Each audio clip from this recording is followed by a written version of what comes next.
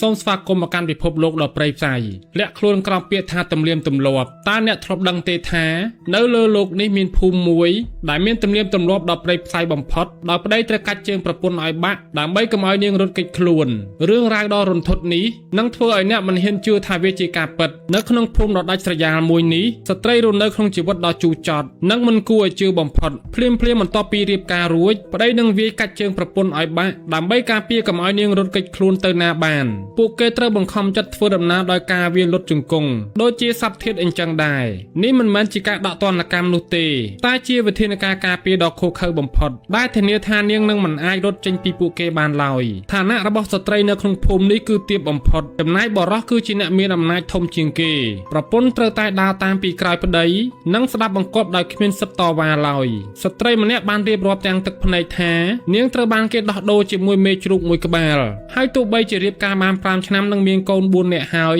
ក៏នាងនៅតែរងទុក្ខវេទនាដដែលដោយជើងរបស់នាងត្រូវបានគេវាយឲ្យបាក់នៅថ្ងៃទី10ក្រោយរៀបការជីវិតរបស់នាងគឺគ្រាន់តែជាវត្ថុសម្រាប់បម្រើបុរសប៉ុណ្ណោះមូលហេតុចម្បងគឺមកពីភាពក្រីក្រខ្លាំងពេកទើបធ្វើឲ្យបុរសនៅក្នុងភូមិពិបាករកប្រពន្ធហើយដោយសារតែស្ត្រីជាច្រើនព្យាយាមរត់គេចខ្លួនក្រោយរៀបការទើបបុរសចាប់ផ្ដើមប្រើវិធីប្រេយផ្សៃបែបនេះផ្ទះរបស់ពួកគេត្រូវបានសាងសង់នៅលើកំពូលភ្នំខ្ពស់ដែលធ្វើឲ្យការរត់គេចខ្លួនកាន់តែពិបាកទ្វេដងភាពអស់សង្ឃឹមបានជំរុញឲ្យពួកគេប្រព្រឹត្តអំពើដ៏ឃោរឃៅនេះស្ត្រីម្នាក់ទៀតដែលជាក្មេងស្រីដ៏ស្រស់ស្អាតនិងស្លូតបូតត្រូវបានឪពុកបង្កើតរបស់នាងយកមកប្រគល់ឲ្យអ្នកភូមិនេះដើម្បីសងបំណុលលបែងនាងបានព្យាយាមរត់គេចខ្លួនដែរតែលទ្ធផលត្រូវបានគេវាយកាច់ជើងឲ្យបាក់ដូចគ្នាភូមិនេះរស់នៅក្រៅច្បាប់ដោយគ្មានការត្រួតពិនិត្យពីអាជ្ញាធរឡើយដែលធ្វើឲ្យការជួយសង្គ្រោះស្ទើរតែមិនអាចទៅរួចនេះជាកន្លែងដែលមនុស្សធម៌ត្រូវបានគេបំភ្លេចចោលតើអ្នកយល់យ៉ាងណាដែរចំពោះទង្វើអមនុស្សធម៌និងការជិះជាន់ស្ត្រីនៅភូមិនេះតើយើងអាចធ្វើអ្វីបានដើម្បីជួយពួកគេ